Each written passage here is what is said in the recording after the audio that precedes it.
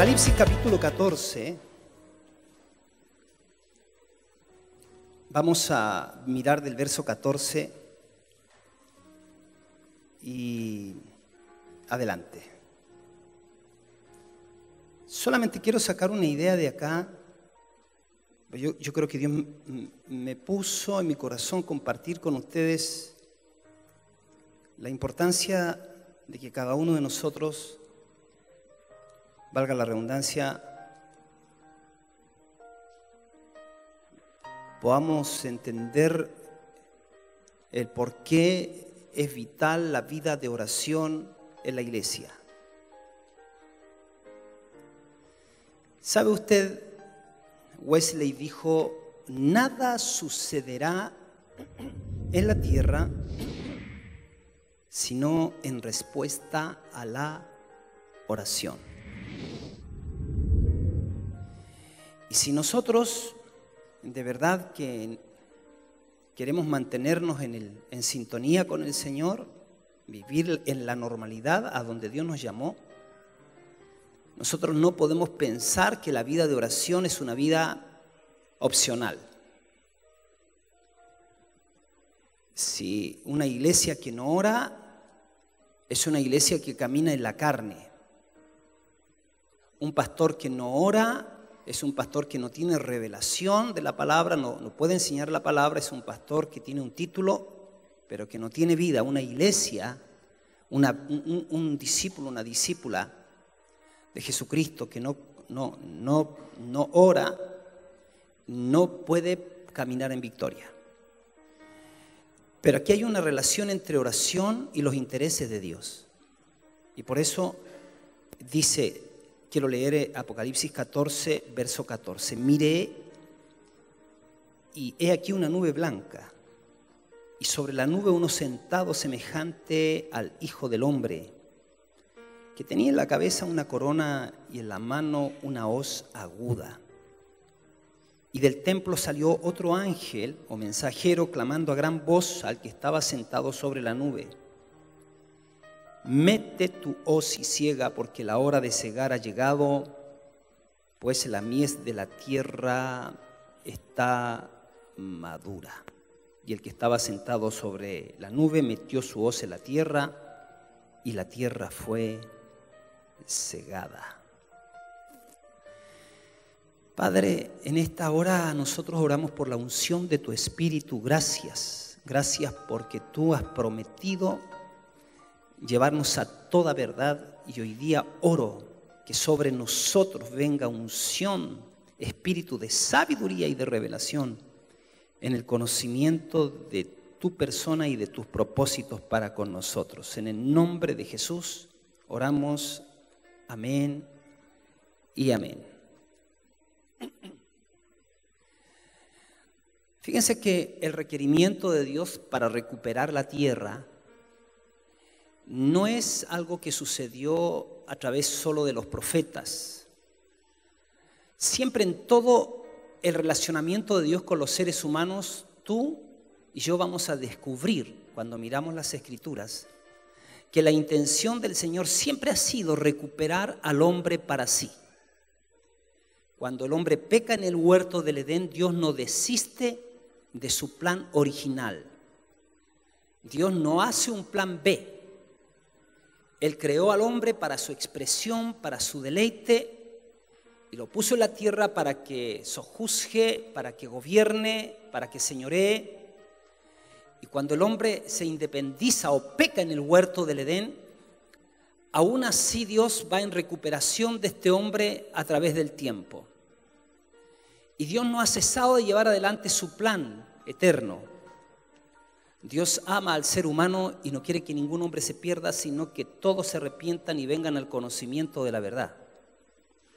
Nosotros todos hemos nacido con la fábrica del pecado dentro. Nosotros tenemos dentro de nosotros la rebelión incorporada. Dice que todo designio del pensamiento de los hombres era de continuo el mal. La Biblia enseña que un árbol malo no puede dar fruto bueno. Y nosotros estábamos en la categoría de que estábamos muertos en nuestros delitos y pecados. Póngame atención, éramos árboles malos, Nacimos con la fábrica del pecado dentro y no teníamos posibilidades a no ser que Dios fuese movido por su gracia, por el puro afecto de su voluntad, como dice la Biblia, y viniera en rescate de su creación que somos nosotros, porque Él nos creó con propósitos. No creó al hombre para que muera por la eternidad, nos creó para que nosotros podamos encontrar realización cumpliendo la asignación que Dios nos ha dado. Espero no usar términos que lo dejen ahí colgando. Pero yo quiero dejar asentar algunas cosas que creo que son muy importantes. Lo primero que quiero decirles es que aquí en este pasaje vemos una vez más Dios moviéndose para cegar la tierra.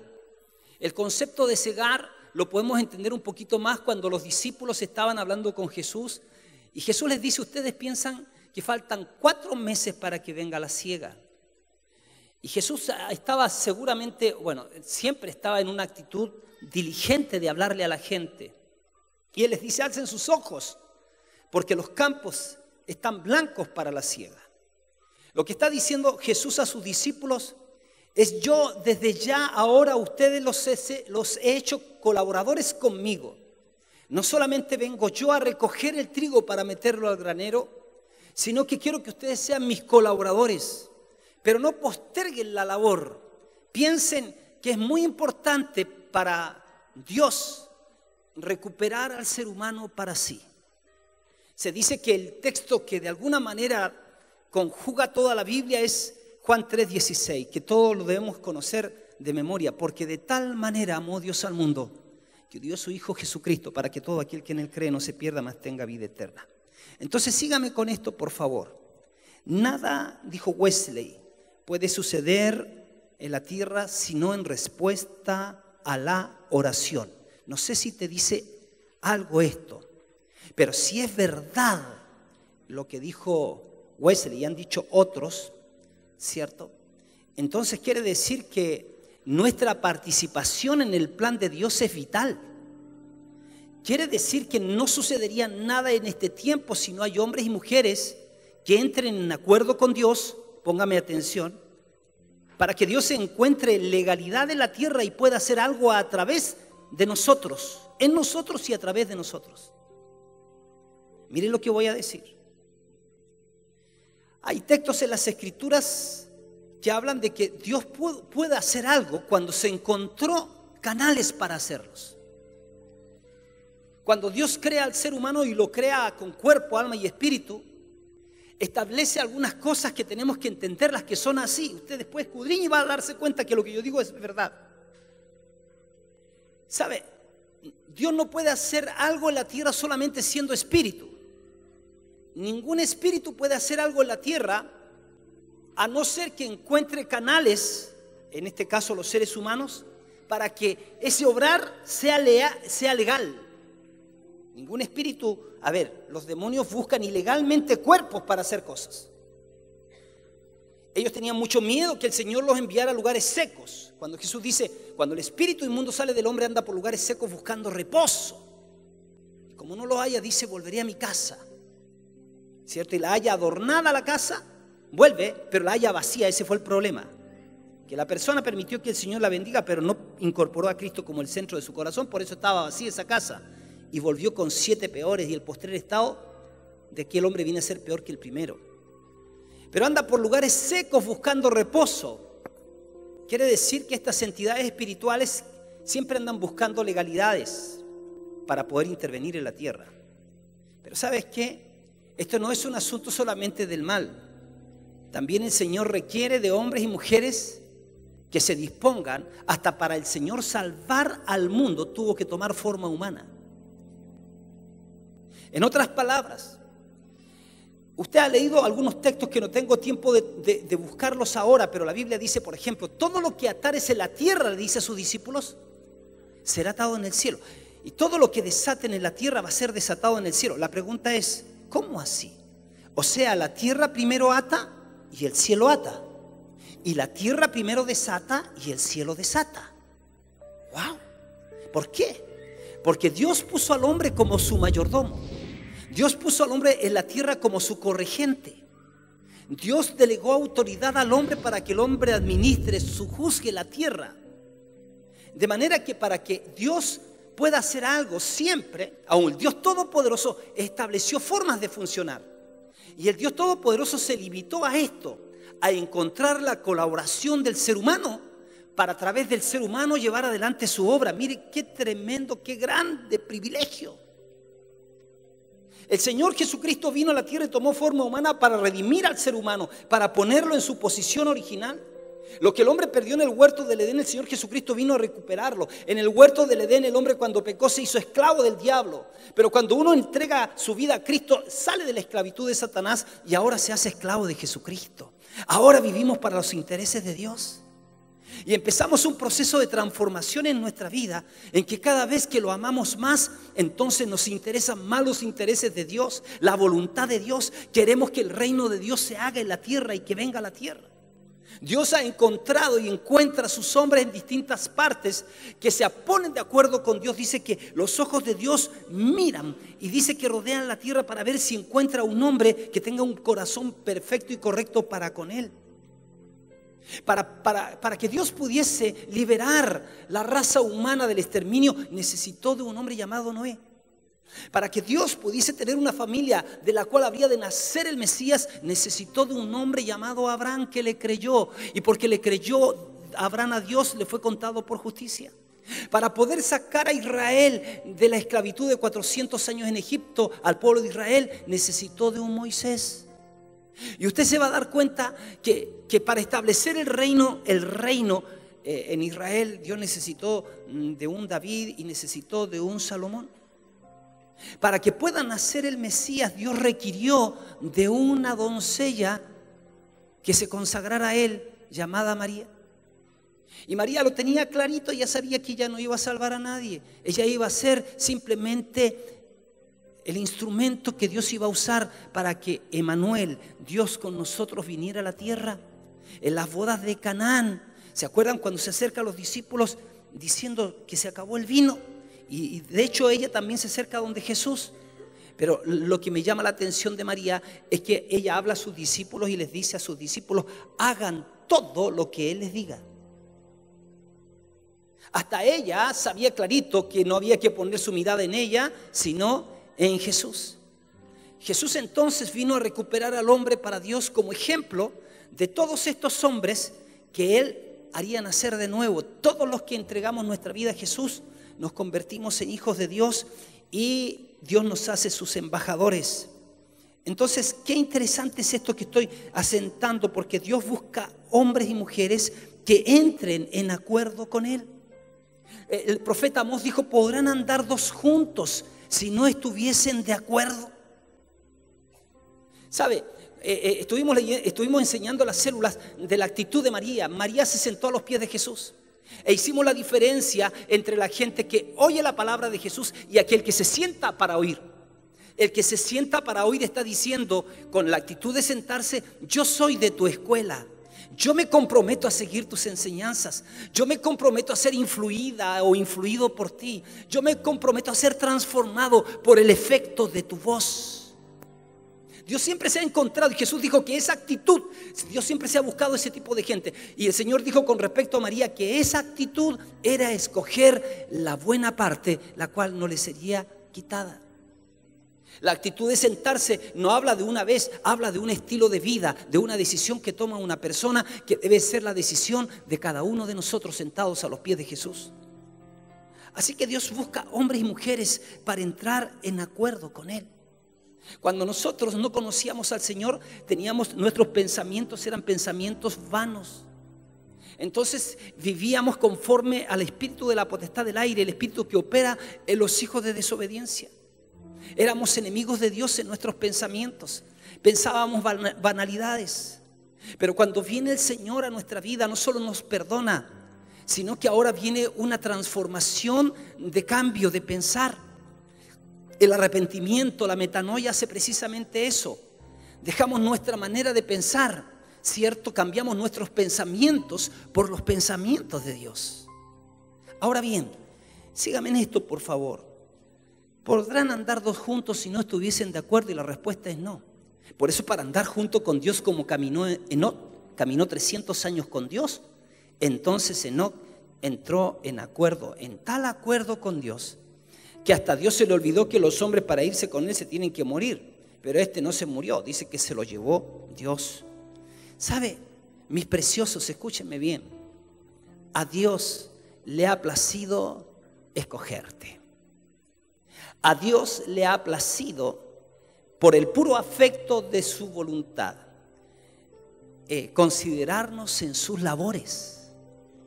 Nosotros no podemos vivir toda la vida esperando salvarnos. Es verdad que el término salvación significa nacer de nuevo, que tu nombre quede escrito en el libro de la vida, pero salvación también significa completación. O sea, yo he sido salvo, estoy siendo salvo y seré salvo. Ahora, en ese sentido, sí, siempre tenemos que ir siendo salvos. Pero vivir con inseguridad de si me recibió Dios o no me recibió, es un error. Si te arrepentiste de tus pecados, si te bautizaste, entonces ahora es muy importante que seas obediente, que te ajustes a los pensamientos de Dios, que nos ajustemos a los pensamientos de Dios para tener resultados. A Dios le ha placido considerarnos en sus labores. Fíjense que la Biblia muestra varios textos que me llaman la atención, donde encuentra hombres y mujeres que se ponen de acuerdo con Dios en la dimensión espiritual para que sucedan cosas en el mundo natural. Siempre va a ser así. Va a haber un principio en esto, hay un principio que tienes que saber. Tú y yo somos las únicas personas que tenemos la posibilidad de tener acceso a los pensamientos de Dios por el Espíritu Santo. Tú y yo somos las únicas personas, me refiero, los nacidos de nuevo. Estoy hablando a los que me están escuchando también por internet seguramente y por la radio. Los que hemos nacido de nuevo tenemos la posibilidad de entender este libro santo de Dios, que están los pensamientos de Dios. Pablo dijo, el hombre natural no percibe las cosas que son del Espíritu de Dios. El hombre natural es el que no ha nacido de nuevo, porque para él son locura y no las puede entender, porque estas cosas han de discernirse espiritualmente. Pero el día en que la gracia golpeó a tu puerta, el día en que vino el Señor a tu vida sin que tú lo hayas buscado, simplemente tú dijiste sí, el día en que la misericordia vino a tu vida y la gracia del Señor vino a tu vida, a partir de ese día fuiste facultado por Dios para entender su palabra y empezar a nutrirte de los pensamientos de Dios. Eso es maravilloso. Por pura gracia, Dios lo ha hecho con nosotros. Fíjense. Así que para que se produzcan cosas en la tierra de Dios, se requiere hombres y mujeres que primero lo conciban en el mundo espiritual, la voluntad de Dios para traerla a la tierra. ¿Cómo así? Hay cosas que están ya hechas como un plano, hechas por Dios. Y cuando tú quieres construir algo, si lo llevaste al plano, en tu libro estaban escritas todas aquellas cosas que fueron luego formadas sin faltar una de ellas. Luego necesitas a otro personaje, a otra persona, que pueda plasmar en la realidad del plano. Así que cuando tú haces un plano, consigues una casa, haces el dibujito, te contratas, ¿cómo se llamaría el arquitecto? No es el arquitecto que hace el plano, el que ejecuta. Constructor civil. ¿Constructor civil será? Constructor. Contratas al constructor y tú le dices, yo quiero que me lo hagas conforme al plano. Y esa persona entonces empieza a bajar la señal. Más de alguna vez te has encontrado en la carretera con unos tremendos carteles grandotes, así con un dibujo grande, así con edificios. Y luego dice abajo, pronto aquí. Y tú miras y ves algo solamente plano, ¿no? Pero te están diciendo, lo que está incubado en el pensamiento tiene que llevarse a efecto acá. Mis queridos, Dios ha trazado un plan para las naciones, un plan para las familias, un propósito para cada uno de nosotros. Y Él está esperando que nosotros seamos personas que nos acerquemos a Él para estar sintonizados con Él a través de la oración, porque nada sucederá sino en respuesta a la oración. Dios requiere que nosotros ejecutemos la voluntad de Dios en la tierra, poniéndonos de acuerdo con Él y diciéndole, Padre, estoy de acuerdo contigo en que aquí en la tierra se haga como se hace en el cielo. O sea, es tan importante que nosotros entendamos que nada puede suceder si nosotros no entendemos que Dios necesita, requiere, por así decir, de hombres y mujeres que hablen lo mismo que Él aquí en la tierra. Necesitamos a veces interceder por cosas, por personas.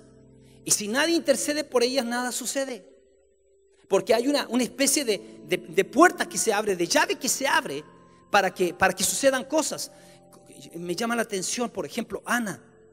Ana era estéril y va a hablar con Dios. Y el sacerdote la mira y dice: esta está borracha. La confunde, no discierne bien. Y ella dice: yo no soy una mujer ebria, yo soy una mujer que está acongojada en su espíritu porque está clamando. Y sabe, entonces el sacerdote dice: si eso es así, entonces que se haga como tú quieres. Y cuando el sacerdote habla eso, como algo que pasó en el espíritu de Ana, y dice que se levantó y no estuvo más triste, porque ella estaba muy triste, porque su esposo tenía hijos con Penina, pero no con ella, ¿se acuerdan? ¿No? Y dice que en ese momento se levantó y no estuvo más triste. Y luego dice que se acordó el Señor de ella, y por supuesto el Cana también, y dice que quedó embarazada y engendró, o sea, concibió un hijo llamado Samuel, a quien ella se lo entregó al Señor. Pero me llama la atención que para que eso sucediera, ella estuvo en la intimidad con Dios. Dios le dijo a Elías: mira, anda a hablar con el rey Acab y dile que por tu palabra va a llover y por tu palabra no va a llover. ¿Cómo? Claro, porque la tierra, ¿cierto? Lo que desata la tierra, el cielo lo desata. Y porque lo que ata la tierra, el cielo lo ata. O sea, las oraciones de los que creemos pueden resultar entonces gravitantes para el destino de nuestras familias, para el destino de nuestra ciudad, para el destino de nuestro país. Frecuentemente, cuando vas a la oración, cuando priorizas la oración, es el lugar de tu cita. Martín Lutero decía: hoy día tengo tanto que hacer que voy a orar 3 horas. ¿Y por qué es tan importante entender esto? Porque se ha comprobado que los cristianos estamos orando demasiado poco. Tenemos nuestra mente llena de internet, de las señales de internet. Escuchaba a un pastor, decía de otro: yo le pincho y está al otro lado. Yo dice yo no entiendo ese que hace, ese es un flojo, porque para estar metido 8 horas en internet tiene que estar haciendo nada. Y muchas veces existe esa a ver, si tuviésemos, se te pierde un celular y se te pierde la vida, pero no se te pierde la vida cuando se te pierde la Biblia. Pero no se te pierde la vida cuando, eso digo yo, así estoy hablando en contraposición, ¿cierto? Cuando no estoy orando. Y sabes que nosotros no hemos sido llamados a vivir mirando las cosas que se ven, sino las que no se ven. Pero ¿cómo vamos a ver las que no se ven si no entramos en la vida espiritual? Porque la única manera de ver las cosas que no se ven es en el mundo espiritual, y nosotros somos espirituales. Y es ahí donde Dios puede poner encargos dentro de ti. Es ahí donde Dios puede decirte algo y Él espera que tú digas: hágase con tu siervo conforme a lo que tú has dicho. Hay un montón de bendiciones que están para ti, pero que no se sueltan para ti porque tú definitivamente escuchaste la bendición, escuchaste la palabra, pero no estás diciendo delante de Dios: que se haga, Señor, como tú has dicho para mí. Fíjense que en Isaías 66 dice que cuando Sión estuvo de parto, recién dio a luz sus hijos. Ahora, mira lo que está diciendo. Está diciendo que para poder nosotros amar como Dios ama a las multitudes, para que nosotros podamos ir donde Dios quiere que hagamos, cumplamos nuestra asignación, nuestra labor, necesitamos tener el corazón de Dios. Necesitamos poder entender lo que Dios siente por aquellas personas que no conocen a Cristo. Hoy día, para mí es difícil retraerme de las cosas que están sucediendo hoy día en el mundo. Me preocupa mucho lo que está pasando en Venezuela. Me preocupa lo que está pasando en Bolivia. Por ley hoy día estaría prohibido predicar el evangelio en Bolivia, 7 años mínimo de cárcel. Simplemente por un planteamiento ideológico que se plantó, ¿cierto? Y se fue enraizando y se fue afirmando a través de leyes para que definitivamente se aplique sanción a aquellos que van contra esas leyes. ¿Y sabes qué, mis queridos? ¿Por qué está sucediendo eso en las naciones? Porque cada vez estamos teniendo cristianos más, que buscan al Señor en términos personales para su propio beneficio, que busque a buscar al Señor para tener una cosmovisión que nos permita ver las naciones y ver a las personas y ver las ciudades y entender que necesitamos a Dios para las ciudades y no solamente para que Dios me bendiga a mí. Nosotros necesitamos entender que la causa de Cristo no fue una causa que Él la llevó solamente a título personal. Él nos dijo: quiero que me vean, muchachos, miren, quiero que ustedes miren tan hermoso como yo tengo comunión con el Padre y cómo la gloria viene sobre mí y tan lindo que soy. No, Jesús no caminó así. Jesús vino a decirnos que es inevitable, que si nosotros nos ponemos a la orden de Dios, si nos ponemos a tener comunión con Dios, Él va a hablarnos de su corazón y nos va a hablar de la compasión que Él tiene por las personas. Y yo, por favor, quiero que conmigo lean rápidamente Hechos capítulo 18, versos 19 y 20, porque este es un texto que yo quiero que sea fuerte en nuestros corazones. ¿Sabe? Yo quiero ayudarte. La idea de esta palabra es que nosotros podamos mirar lo que nos espera el 2018. Mirar que nuestra misión es amar nuestra ciudad, es amar nuestro país, es amar nuestro continente, es amar el mundo donde Dios nos ha puesto. Y mientras estemos en la tierra, deberíamos de ser entonces los hombres y las mujeres con las que Dios cuenta, las llaves que se abren para que las aguas salutíferas vengan a la vida de la gente y traigan vida. Mire lo que dice aquí en Hechos 18, 19. Mire, Hechos 18, 19. Eso había dicho, ¿no? Hechos 18, 19. Dice: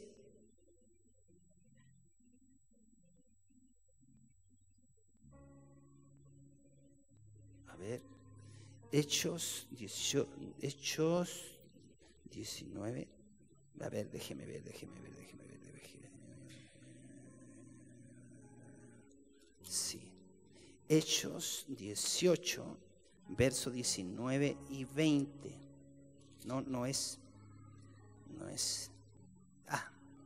Ya, aquí es. Es Hechos 17, perdón. Hechos 18, ¿está bien? Pero es el 9 y el 10. Ahí está. Entonces el Señor dijo a Pablo en visión de noche. Mire, Pablo estaba en Corinto. Y mire lo que dice. Le dice en visión de noche: no temas, le dice a Pablo, sino habla y no calles. Diga conmigo: no temas. Sino habla y no calles, porque yo estoy contigo y ninguno pondrá sobre ti la mano para hacerte mal, porque yo tengo mucho pueblo en esta ciudad. Mire qué interesante. Quiero que acuñe dos conceptos, por favor, en su corazón.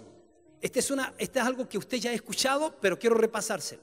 Diga conmigo: la iglesia real y la iglesia potencial. Diga conmigo: existe la iglesia real y la iglesia potencial. A ver si me ayudas poniendo los conceptos ahí. Existe la iglesia real y existe la iglesia potencial. La Real Academia de la Lengua Española dice que potencial es algo que puede suceder o existir en contraposición a lo que ya existe. O sea, es como una semilla. Decimos que una semilla es una promesa de que un día podría llegar a ser un gran bosque. O sea, en una semilla podemos ver solita la semilla de la iglesia real, pero el bosque que podría salir de esa semilla sería la iglesia, o sería lo potencial. Una semilla puede representar una iglesia potencial y así, a su vez, una iglesia real. Tú puedes mirar solo una semilla y la ves como una semilla, pero puedes tener más visión y la ves como un árbol, pero puedes tener más visión y la ves como un bosque. Así que en una semilla hay una semilla real, pero también hay un bosque potencial, ¿no? Potencial es lo que todavía no vemos, pero que podría llegar a ser. Y fíjate que la iglesia real es la que podemos ver y la tenemos aquí. Nosotros que estamos acá somos como la iglesia, somos la iglesia real. Todos los cristianos que hoy día ya nacieron de nuevo y están adorando a Dios y sirviendo a Dios, representamos la iglesia real. Pero quiero decirles algo, que Dios, que está en el corazón de Dios, que además que hay una iglesia real, en cada ciudad hay una iglesia potencial. Y para que esa iglesia potencial llegue a ser una iglesia real, necesitamos entrar en el mundo del Espíritu a través de nuestra vida de oración. Te lo digo de otra manera, para que tú puedas nacer de nuevo, alguien entró a esa dimensión espiritual para interceder por ti. Alguien, tú no sabes, pero alguien hizo intercesión por ti. Alguien trabajó en el mundo espiritual, además del Espíritu Santo, para que tú puedas experimentar salvación, vida eterna, comunión con Dios. ¿Qué es la iglesia real y la iglesia potencial? La iglesia real es la que ya existe. Es el cuerpo de Cristo formado por aquellos que han nacido de nuevo y han sido bautizados. Pero ¿qué es la iglesia potencial? La iglesia potencial es aquella que aún no es evidente, no se ve, pero llegará a ser y puede llegar a ser. Incluye a aquellos que aún no se han convertido a Cristo, pero que se han de convertir en la medida que nosotros vayamos cumpliendo la tarea y vaya transcurriendo la historia. La iglesia potencial llegará a convertirse un día en la iglesia real. Y ese traspaso será efectivo en la medida que nosotros comprendamos lo importante que es orar, pero también predicar. Tú puedes predicar y la palabra puede llegar ahí simplemente a la mente. Necesitamos cumplir nuestro rol en el Espíritu. Para que las cosas económicas resulten, necesitamos entrar en el Espíritu. Para que se te abran puertas, necesitas entrar a hablar con Dios. Para que se suelte la finanza, necesitas obedecer y entrar en oración. Para que haya milagros, necesitas entrar en oración. Para que haya rompimiento y liberación en las personas, necesitamos cumplir nuestro rol en la corte celestial. Necesitamos que nuestra voz sea oída. Y si tu voz no es oída, entonces está sucediendo algo muy raro. Nuestra sala de estar no puede ser como la sala de estar que algunos tienen. Escuchaba la historia de un hermano que decía: en mi casa teníamos una sala de estar. En mi casa teníamos una sala de estar, dice. Y la sala de estar, nadie podía estar. Mi papá decía: salgan de acá porque esto es lugar para las visitas. Así que cuando venían las visitas recién se ocupaba, dice, la sala de estar. Y dice: ahora que estoy viejo fui a visitar la casa de mi papá y todavía tiene los sillones puestos con nylon. Ahí en la sala de estar. Entonces él decía: yo creo que la sala de estar no debería ser esa la sala de estar. La sala de estar realmente es la cocina, la sala de estar es el comedor, la sala de estar es el dormitorio, porque es ahí donde estamos la gran mayoría del tiempo, ¿no? Dice, el problema es que si entendemos bien esta cosa, es que de repente nosotros tenemos relación con Dios al estilo sala de estar, po. O sea, de vez en cuando hacemos visitas esporádicas, se enferma alguien, entonces ahí necesitamos algo. ¿Y sabes qué? No hemos sido creados para eso. Definitivamente Él entregó su vida para que nosotros pudiésemos experimentar su presencia continuamente. Elías no estaba bajo el mismo pacto que nosotros estamos en mejores promesas. Y Elías siempre decía: vive el Señor en cuya presencia estoy. Hemos sido llamados para caminar en su presencia. Ahora, hay algunos textos que nos van a ayudar a comprender qué es la iglesia potencial. Cuando miramos en Efesios capítulo 1, verso 3, mire lo que dice. Dice así Efesios 1:3: bendito sea el Dios y Padre de nuestro Señor Jesucristo, que nos bendijo, dice, con toda bendición espiritual en los lugares celestiales en Cristo. Por eso que tenemos que estar en los lugares celestiales, en el Espíritu. O sea, el hablar con Dios, el darle gloria, eso ya significa empezar a ocupar esos lugares. Y dice algo interesante: según nos escogió en Él. Mire lo que dice: antes de la fundación del mundo. Él nos escogió. ¿Para qué? Para que fuésemos santos y sin manchas delante de Él, en amor, habiéndonos predestinados para ser adoptados hijos suyos por medio de Jesucristo, según el puro afecto de su voluntad, para alabanza de la gloria de su gracia, con la cual nos hizo aceptos en el amado. Mire qué interesante. O sea, desde antes de la fundación del mundo, cuando nada existía, ni cielo ni tierra, existía solo Dios, Dios ya nos escogió en su Hijo.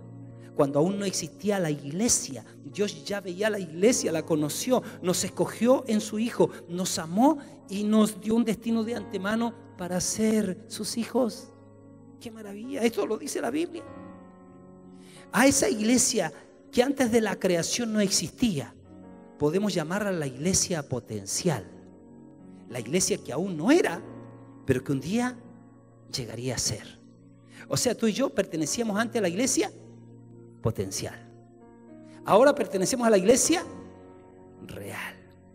Efesios 5:25 dice que Cristo amó a la iglesia y dice que se entregó a sí mismo por ella. La pregunta es, ¿qué iglesia si la iglesia aún no existía? Cuando Cristo murió, no existía la iglesia todavía. Obviamente se estaba refiriendo a la iglesia potencial. O sea, Él amó a la iglesia y se sacrificó a sí mismo por ella. Otro pasaje nos ayuda a ver esto en Juan 21:16. Cuando Jesús dice a Pedro, Pedro le dice, después que lo perdona, le dice, pastorea mis ovejas. Es como decirle, pastorea mi iglesia. ¿A qué iglesia se refería Jesús? De seguro él estaba pensando no solo en los 120, sino en los miles y miles y millones que se convertirían a partir del Pentecostés para adelante. Jesús se estaba refiriendo a la iglesia potencial. Voy rápidamente ya para llegar al final. Otro texto que nos va a ayudar a comprender mejor lo que venimos diciendo. En Hechos 18, del 9 al 11, que el texto que yo lo puse mal al comienzo. Pablo predicó en la sinagoga todos los sábados. Y el texto dice, entonces el Señor dijo a Pablo, y vino a Pablo en visión de noche. Y le dice Dios, no temas, sino habla y no calles, porque yo estoy contigo. Y ninguno pondrá sobre ti la mano para hacerte mal, porque yo tengo mucho pueblo en esta ciudad. Escúchame. ¿Te podrías imaginar tú? A ver, los viejitos que me abrazaron cuando yo tenía 16 años en esa iglesita pequeña. Yo era un drogadicto en ese tiempo. Y seguramente los que me abrazaron para darme la bienvenida eran personas que podrían decir en su espíritu, nosotros oramos por ti y te esperábamos. Nosotros oramos por los hijos de paz. ¿Te acuerdas que Jesús dijo, vayan y prediquen el evangelio y golpeen las puertas y si hay un hijo de paz, la paz de ustedes reposará sobre ellos? Eso quiere decir que hay gente que de una u otra manera anda buscando en nombre de Dios a los hijos de paz, anda buscando a la iglesia potencial para que ellos se encuentren con Dios. Yo no sé, yo creo que la labor de la iglesia es muy importante. A veces nos encontramos con personas que dicen, lo único que yo lamento es haber conocido el amor de Dios tan viejo. Y no es que Dios determinó que lo conocieras viejo. No es que Dios determinó que vivieras una vida de pecado 50 años en parranda para que después en 20 años más te mueras. Yo creo que es la voluntad de Dios que nosotros podamos, ojalá, desde niño, dice, procura con diligencia presentarte delante de Dios. O dice, en Eclesiastés dice, ¿cómo dice? Acuérdate de tu Creador. Dice, ¿en qué día? En los días de tu juventud. Antes que vengan los días malos y lleguen los años en los cuales digas y mires para atrás y digas, no tengo en esos años contentamiento porque no edifiqué en Dios. ¿Te imaginas que la persona que fue movida por Dios, insistida por Dios para que te hable a ti, hubiese argumentado con Dios diciendo, sabes que espérate un rato, deja que ese se espere, deja que ese machucado siga así, si ese no tiene vuelta? ¿Te imaginas? Pero Dios se la ingenió de convencer a uno para que te hable y a otro para que te hable. El resto lo hizo el Señor. Entonces, yo tengo mucho pueblo en esta ciudad. ¿Habrá alguien que tenga corazón para ese pueblo? ¿Habrá alguien que le pueda decir a Dios: Señor, sí, yo estoy de acuerdo con tus intereses y con tu corazón, heme aquí, envíame a mí? Tengo mucho pueblo en esta ciudad. Así que claramente Pablo recibió el mensaje. El Señor estaba viendo a miles de personas, pero para que esto ocurriera, Pablo tenía que hacer dos cosas. Pablo tenía que estar dispuesto a quedarse en algún lugar en Corinto y hablar la palabra de Dios en segundo lugar. En nuestra ciudad es la iglesia potencial. Quiero decirle, mis hermanos, la iglesia que todavía no llega es mucho más grande que la iglesia real. Tú no tienes que pensar que no hay gente dispuesta, hay gente súper dispuesta. Ya el Espíritu Santo está trabajando, son los hijos de paz. Y Dios está viendo a los miles y miles que se convertirán por nuestra predicación del Evangelio del Reino en todos lados y mayoritariamente por las casas. Por eso tenemos que orar para que nuestras reuniones sean ungidas. Orar para que sucedan milagros en nuestras casas. Orar para que se abran más casas y llegamos a más gente. Dios nos dice: no temas, sino habla y no calles, porque yo estoy contigo y ninguno pondrá sobre ti las manos para hacerte mal, porque yo tengo mucho pueblo en esta ciudad. A veces nos suceden cosas que escuchamos por las noticias, que un joven, una señorita se tiró del morro y muchas veces me he dicho: Señor, no llegué, llegué tarde, llegamos tarde. Encontramos de lugares, de personas que mueren siendo nuestros vecinos, nuestros compañeros de trabajo. Y a veces decimos: a ver si pueden ayudar, por favor. Franjo, tú nomás, sean dos nomás, 2 o 3. 2 o 3 nomás. ¿Ya? Eso. Sí, ya. Eso. Ya, los que sepan, los demás seguimos. Ya, los que sepan ayuden. Ya, que no se nos vaya la reunión, por favor. Ya, necesito 2 nomás, 2 varones. Ya, Franjo. Y eso, ahí. Listo, ahí hay una enfermera. Listo. Hay una enfermera, hay 2. Ya, listo. Sígueme acá, por favor. La iglesia real y la iglesia potencial. ¿Sabe? Nosotros necesitamos, mira, la mies es mucha, los obreros son pocos. ¿Sabe por qué? Póngame atención. ¿Sabe por qué razón hay personas o a ti te cuesta hablarle a la gente? Porque definitivamente para hablarle a la gente necesitamos el poder de Dios. Y el poder de Dios no se compra. El poder de Dios no te lo venden. El poder de Dios está impulsado por la compasión de tu corazón que provoca a Dios cuando te expones delante de Él. Hay una urgencia de la hora y Dios está queriendo que echemos la hoz y seguemos, porque la mies está madura. Y nosotros necesitamos entonces entender que hay una urgencia de tantas personas que están pasando a la eternidad sin Dios. Dios nos dice: no temas, sino habla y no calles. Habla y no calles, porque yo estoy contigo y ninguno te pondrá las manos para hacerte mal, porque yo tengo mucho pueblo en esta ciudad. Y dice que Pablo se detuvo allí 1 año y 6 meses. Diga conmigo: 1 año y 6 meses.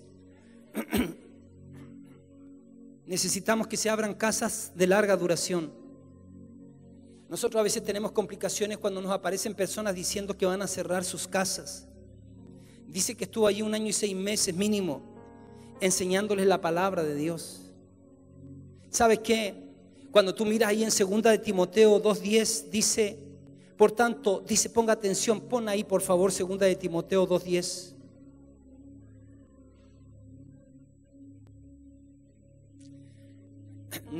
Necesito estar hasta la 1, un cuarto de hora más.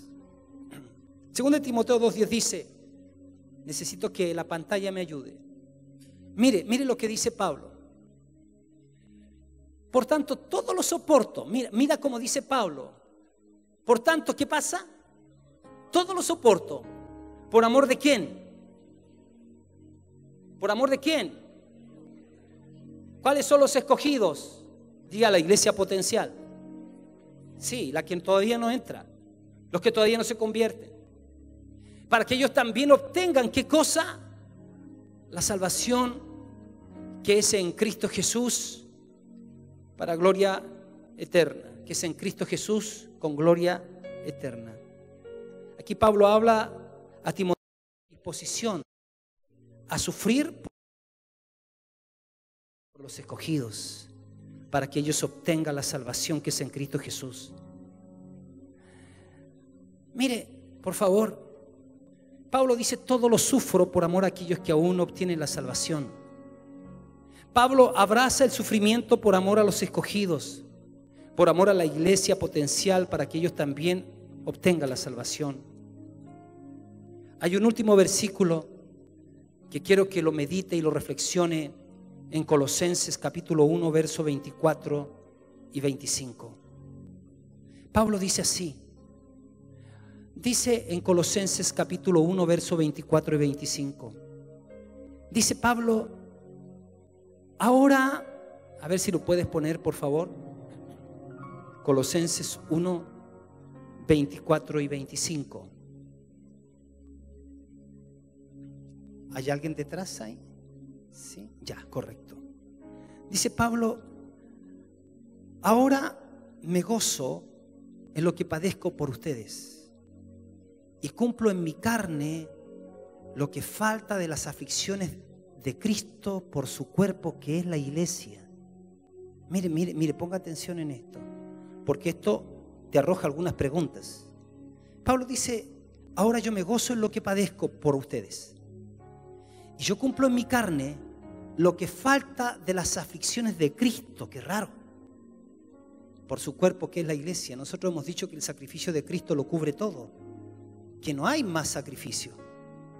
Pero Pablo dice, me gozo en lo que padezco por ustedes y cumplo en mi carne lo que falta de las aflicciones de Cristo por su cuerpo, que es la iglesia, de la cual yo llegué a ser ministro según la administración de Dios que me fue dada para con vosotros, a fin de que proclame plenamente la palabra de Dios.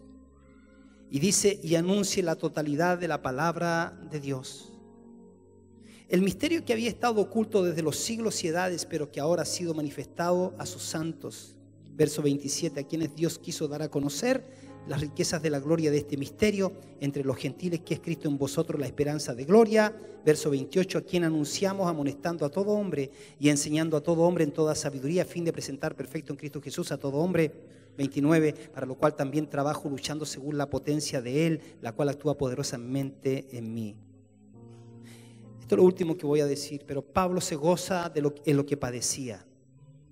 A ninguno de nosotros nos agrada sufrir. Es natural evitar el sufrimiento. Todos procuramos, mis hermanos, no sufrir. Aún Jesús mismo trató de evitar el sufrimiento al decir al Padre, ahí en Getsemaní: Padre, si es tu voluntad, pasa de mí esta copa, pero que no se haga lo que yo quiero, sino lo que tú quieres. En ocasiones nosotros nos hemos de someter al sufrimiento por causa de lograr un bien mayor para nosotros mismos o para aquellos a quienes amamos, como por ejemplo la mujer se deja embarazar. Eso es someterse también a un sufrimiento al final y durante. Empieza a engordar, ¿cierto? Y después ya empieza a tener unas incomodidades. Y el esposo ahí al pie del cañón con ella, no durmiendo en ningún momento porque está con los ojos abiertos ahí. Y mientras ella no duerme, él tampoco duerme. Mientras ella se queja, él también se queja. Y él está ahí: mi amor, ¿te quieres agüita? ¿Qué te hago? Y está ahí en cada minuto, cada segundo. ¿Estoy hablando en serio, no? No, estoy hablando en serio. La mujer está dispuesta a todos esos dolores por causa de lograr un bien mayor, ¿cierto? Cuando va ahí a tener su bebé, puja Patricia, escuela de obstetricia, ¿cierto? Está sufriendo, pero es por un gozo mayor, vendrá la proyección de su vida. Cristo sufrió por la iglesia real y también por la iglesia potencial, por la que no era, por la que no existía, y lo hizo por amor. Pablo dice lo mismo: yo completo en mi cuerpo lo que falta. ¿Qué falta? ¿Acaso no fue completa la redención? ¿No fue completa la obra en la cruz? ¿No dijo Jesús consumado es? No hay duda que la obra fue completísima. Pero ¿sabe qué falta? ¿Sabe lo que falta? Para que la obra completa de la redención llegue a los seres humanos, llegue a todo el mundo, falta un grandísimo sacrificio. ¿En qué consiste este sacrificio? En la comunicación, en la predicación del Evangelio a todos los hombres, de todas las naciones, de todas las generaciones. Sin esa comunicación, sin esa predicación, la obra gloriosa y completa de redención no tiene ningún valor práctico. La predicación del Evangelio a todos los hombres requiere de muchos padecimientos, sacrificios, renuncia, dinero, tiempo, dones, trabajo, diligencia, esfuerzo, disciplina, oración, luchas, ayunos, sabiduría, coraje, valor, fe y en algunos casos prisiones y martirios. Para que la iglesia potencial, hermanos, se transforme en la iglesia real, es necesario que la iglesia real, o sea, tú y yo, la de hoy, nos neguemos un poco más a nosotros mismos. Dejemos su comodidad, nuestra comodidad. Dejemos nuestro autocentralismo. Tomemos la cruz y sigamos el ejemplo de Jesús. Es muy necesario que la iglesia real se transforme en una iglesia extramuros. ¿Sabe? En una iglesia extrovertida y no introvertida. A veces sucede que estamos primero nosotros, segundo nosotros y tercero nosotros. ¿Cuántos se imaginan que somos nosotros? En total, porque hoy día hay mucha gente fuera. ¿Seremos unas 500 personas? Más o menos, los que vienen acá. Aníbal, tú estás viniendo hace 3 meses a orar, de 7 a 9 de la mañana. Diariamente, de lunes a sábado, diariamente una estadística de cuántos vienen y anotas en el cuaderno. Más o menos 6 personas. Y estoy siendo generoso. Está viniendo hace de octubre, noviembre, diciembre, enero, febrero. De 7 a 9 de la mañana. En una media, ¿cuántos están viniendo? En una media, yo diría que 5 personas más o menos, promedio.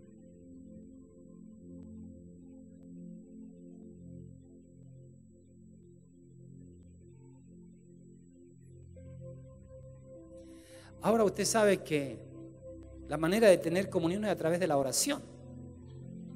¿Cuántos quieren ir al cielo? Levanten la mano. Levanten la mano. Los otros que no la levantan, no sé dónde se van a quedar, pero ya. Le hago una pregunta.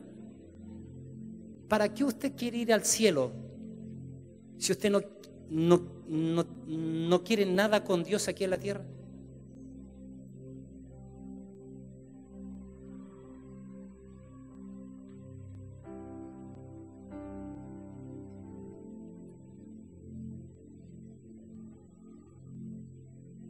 A ver, ¿usted se casó hace cuánto? 2 años casada. ¿Cómo la ha pasado? ¿Cómo ha sido su matrimonio? Hermoso. Sí. Más de lo que pensaba. ¿Y cada cuánto se ve con su marido? Todos los días. Ahora, ¿con cuál de mis 2 maridos? Pues estamos hablando del Señor. ¿O con mi marido terrenal? Todos los días. ¿Te gusta que te hable? Sí, me gusta. ¿Tú le hablas? Más yo a él que él a mí. Eso es indiscutible.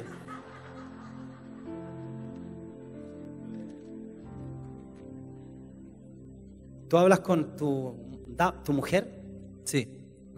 ¿Qué cosas dices? ¿Qué cosas yo les digo? Que la amo mucho, que la tengo loca, que me tiene loco.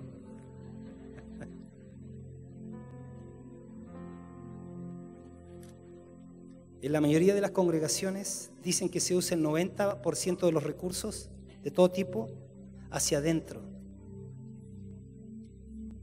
Y hacia afuera, que tiene que ver con los intereses de Dios, cuando tú vas saliendo siempre de acá, ahí hay un cartelito que dice: usted está saliendo a su campo misionero.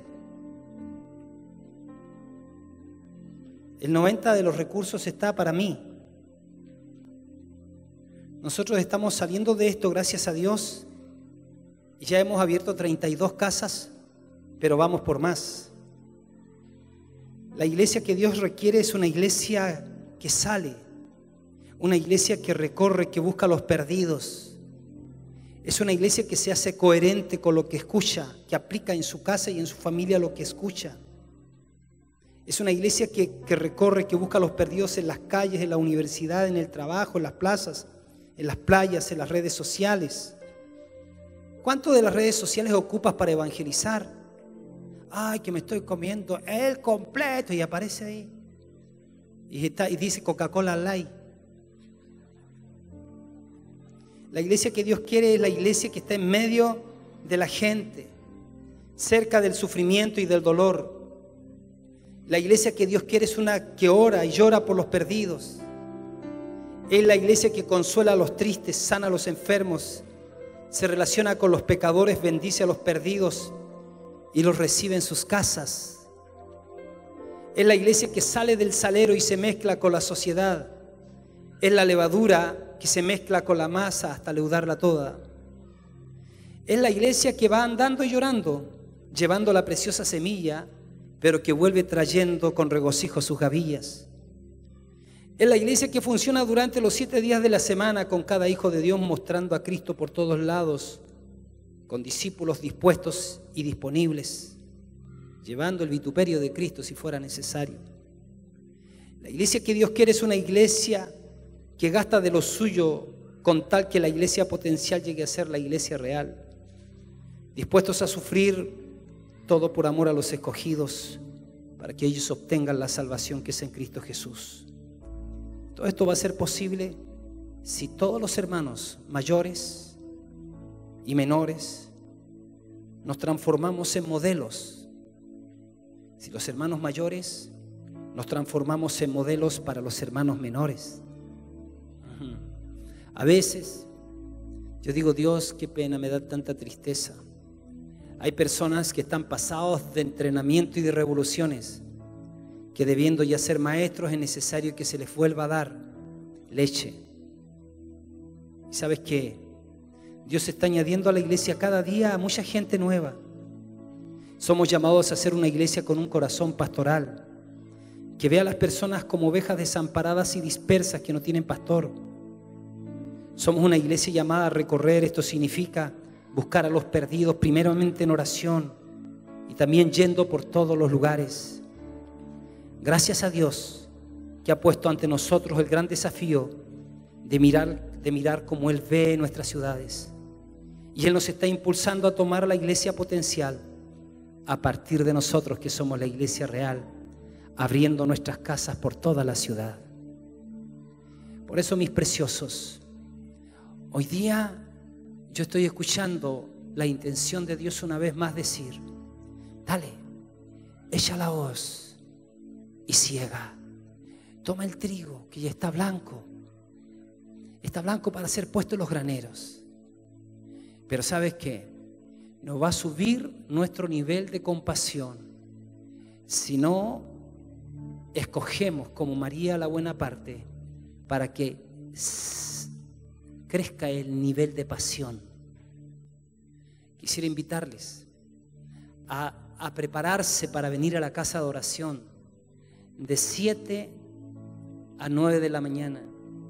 Puede venir de 7 a 8. Hay personas, hay una dama que trabaja, se viene de 7 a 8 y se va a trabajar. ¿Sabe usted dónde está la iglesia más grande del mundo?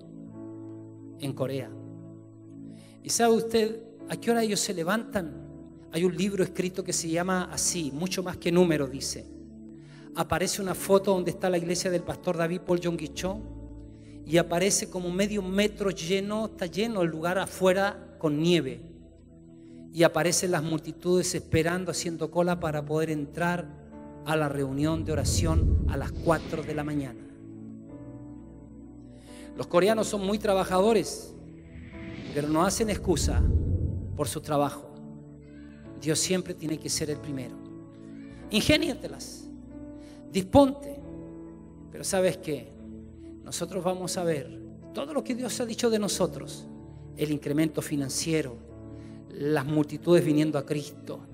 Vamos a ver las personas siendo sanadas de tumores, de cáncer, de parálisis, de todas esas enfermedades que tienen atada a la gente, cuando nos hagamos receptores de la unción. Dios no unge programas, Dios no unge sonidos, Dios no unge instrumentos, Dios solo unge personas. Amén. Póngase de pie.